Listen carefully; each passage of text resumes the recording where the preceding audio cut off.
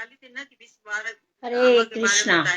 तो आइए Shrimad Bhagavatam first canto अध्याय 8 महारानी कुंती द्वारा प्रार्थना तथा परीक्षित की रक्षा, श्लोक नंबर 46। आध्यात्मिक शोक में डूबे हुए राजा युधिष्ठिर, व्यास आदि मुनियों तथा अद्भुत कर्म करने वाले साक्षात भगवान कृष्ण के उपदेशों से तथा समस्त ऐतिहासिक साक्षी सांत्वना नहीं पा सके।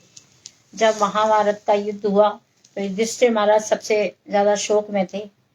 वो बोल रहे थे कि शायद ये जो युद्ध हुआ है मेरे कारण ही हुआ है और ये बहुत गलत हुआ है, क्योंकि मेरे अपने ही लोग इसमें मारे गए हैं और इसका कारण मैं हूँ।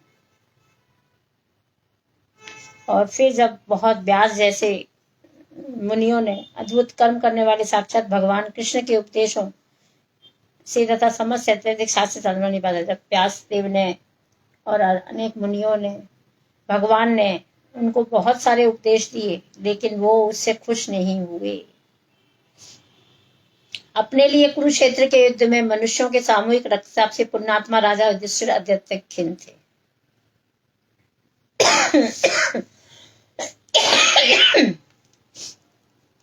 उनका सोचना ये था कि जो युद्ध हुआ है मेरे कारण हुआ है और जो सामूहिक रक्तपात हुआ है वो भी मेरे कारण ही हुआ है, और इससे राजा युधिष्ठिर बहुत दुखी थे।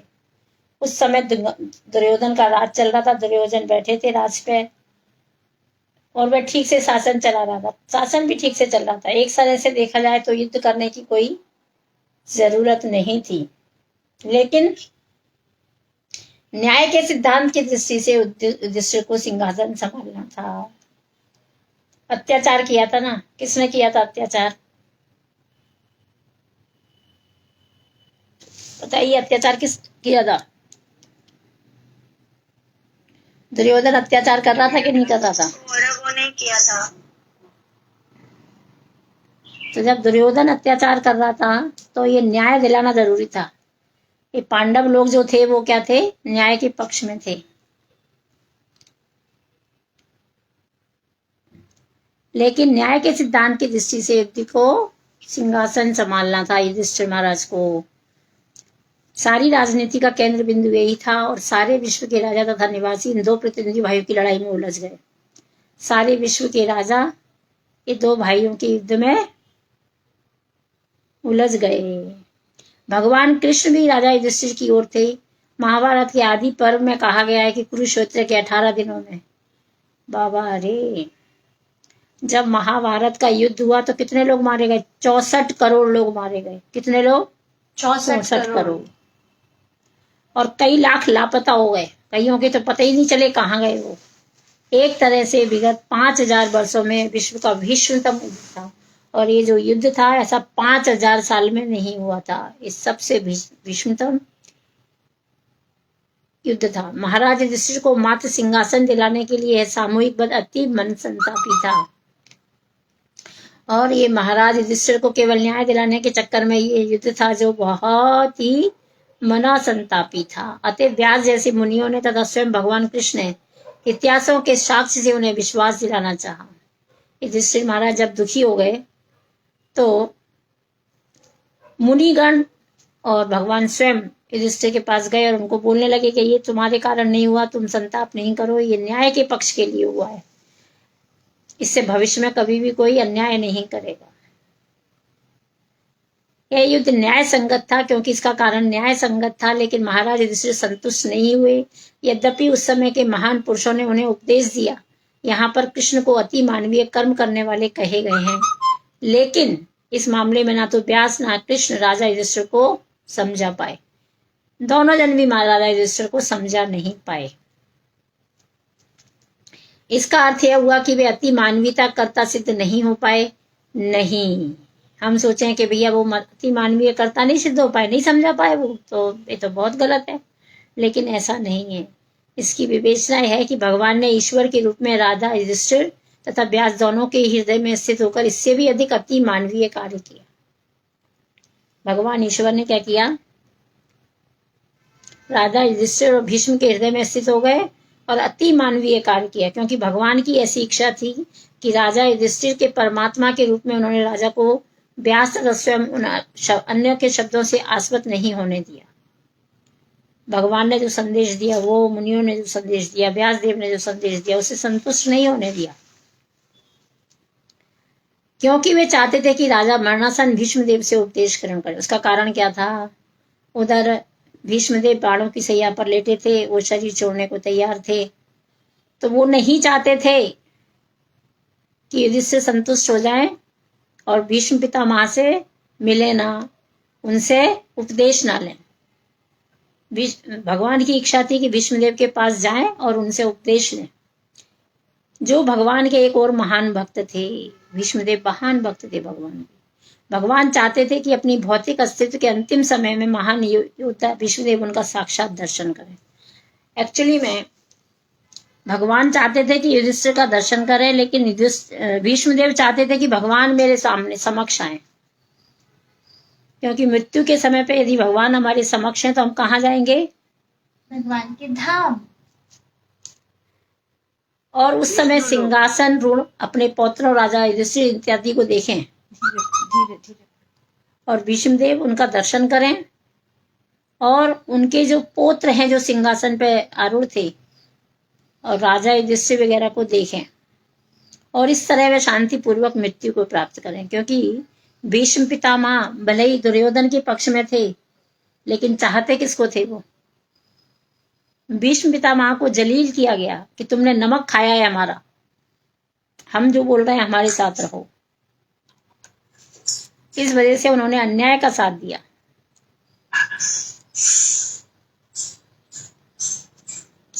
भीष्मदेव पांडवों के विरुद्ध युद्ध करने के कारण तनिक भी प्रसन्न ना थे। भीष्मदेव ने युद्ध भले ही किया, लेकिन वो युद्ध करना नहीं चाहते थे, क्योंकि सारे पांडव उनके पितृविहीन पोत्र ही तो थे। क्योंकि जितने भी पांडव थे बिना पिता के थे और उनके पुत्र थे ना। लेकिन क्षत्रिय लोग अत्यंत कठोर होते हैं, क्षत्रिय लोग का दिल बड़ा कठोर होता है। अतएव उन्हें दुर्योधन का पक्ष ग्रहण करना पड़ा, क्योंकि दुर्योधन के द्वारा ही उनका भरण पोषण हो रहा था।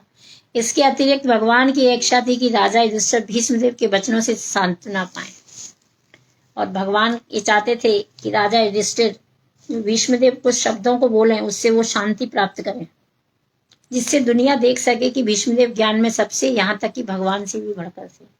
यहाँ भगवान बता रहे हैं कि भीष्मदेव का भी ज्ञान अधूरा नहीं था, वो भी साधारण व्यक्ति नहीं थे, जस्ट लेवल था उनका भगवान का। तो समझ में आया कि नहीं आया? बोलो बोलो। अरे आया, थोड़ा थोड़ा समझ में, बट है ना एक है ना, मतलब प्रश्न है, जैसे कि ना अभी जब है ना द्रौपदी का चीर हरण हुआ था, उस है ना टाइम पे भीष्म पितामह तो इतने मतलब बड़े थे, उनको इतना मतलब ज्ञान था, एंड मतलब है ना रोका, मतलब देख के भी ना वो उन्होंने क्या किया, मतलब बोला ही नहीं ना कुछ भी। तुम जो क्वेश्चन पूछ रही है भौतिक दृष्टि से पूछ रही है। वो बिक गए थे दुर्योधन की तरफ, वो कुछ नहीं कर पाते थे, वो चाहते हुए भी कुछ ना कर पाए, गर्दन झुका ली थी उन्होंने। इसीलिए द्रौपदी भी उनसे मिलना नहीं चाहती थी, लेकिन उनकी मजबूरी थी। वो धर्मपुत्र राजा युधिष्ठिर अपने मित्रों की मृत्यु से अभिभूत थे और सामान्य भौतिकतावादी मनुष्य की भांति शोक संतप्त थे। जो धर्म के राजा थे, युधिष्ठिर को धर्म का राजा बोला जाता है, वो अपने मित्रों की मृत्यु से बड़े दुखी थे। सामान्य भौतिकतावादी मनुष्य की भांति शोक, और जो साधारण व्यक्ति किसी के मर जाने पर दुखी होता है, इस तरीके से ही भगवान नहीं, युधिष्ठिर महाराज भी शोक से अभिभूत थे। हे मुनियों, इस प्रकार स्नेह से मोहग्रस्त होकर वे बोले, और उन्होंने फिर मुनियों से मोहग्रस्त होकर वो बोल रहे हैं, यद्यपि ऐसी अपेक्षा नहीं थी कि महाराज युधिष्ठिर किसी सामान्य मनुष्य की भांति शोक संतप पाए। अब धर्म के राजा थे, धर्म के राजा से इस तरह की आशा रखना कि वो अपने परिवार के लोग मारे गए तो दुखी हो, इस सबसे हमको क्या शिक्षा मिलती है?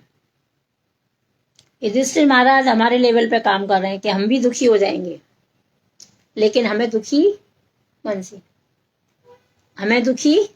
नहीं होना। लेकिन यहाँ पर युधिष्ठिर महाराज को बताया जा रहा है कि वो दुखी हो रहे हैं, लेकिन भगवान की इच्छाएं ही कहे कि सांसारिक स्नेह के कारण में हो गए। ये भगवान की कृपा ही थी, ताकि वो सांसारिक स्नेह के कारण क्या हो गए, मोहग्रस्त हो गए। जिस प्रकार भगवत गीता सुनते अर्जुन मोहग्रस्त हो गया था। जो मनुष्य समझता है वह भली भांति जानता है कि जीव ना तो शरीर है न मन।